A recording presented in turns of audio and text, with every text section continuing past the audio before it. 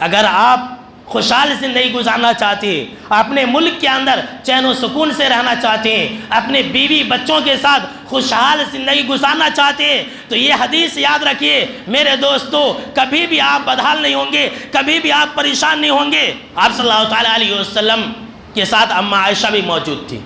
یہودیوں کی ایک جماعت کا گزر ہوا، یہودیوں نے السلام علیکہ کہا، بد دعا دی کہ اے محمد صلی اللہ تعالیٰ علیہ وسلم تو مر جا۔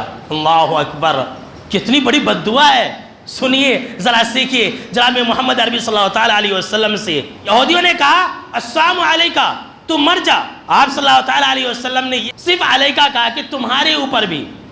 اماں عائشہ رضی اللہ تعالیٰ عنہ جو تھی ان سے رہا نہیں کیا، ان سے برداشت نہیں ہوا، اور اماں عائشہ رضی اللہ تعالیٰ عنہ کہنے لگی تمہارے اوپر ہی موت ہو، تمہارے اوپر اللہ کی لعنت ہو، تم لوگ ہی مر جاؤ، تم لوگ ہی ہلاک و برباد ہو جاؤ۔ ایسا اماں عائشہ رضی اللہ تعالیٰ عنہ نے کہنا شروع کر دیا۔ تب جناب محمد عربی صلی اللہ تعالیٰ علیہ وسلم نے اپنی بیوی سے کہا تھا، جو ہمارے لیے اور آپ کے لیے کہا تھا، یا عائشہ تو عائشہ سن لو، ان اللہ رفیق یحب الرفقہ، کہ عائشہ نرمی کو اپناؤ، بے شک کہ اللہ رفیق ہے، اپنے بندوں پر مہربان ہے، اپنے بندوں پر نرمی کرنے والا ہے، اور اللہ رب العالمین نرمی کو پسند کرتا ہے۔ اللہ اکبر، کیا کہا؟ اللہ مہربان ہے، نرم ہے، اور اپنے بندوں کے اوپر مہربانی کرنے کو، نرمی کرنے کو پسند کرتا ہے۔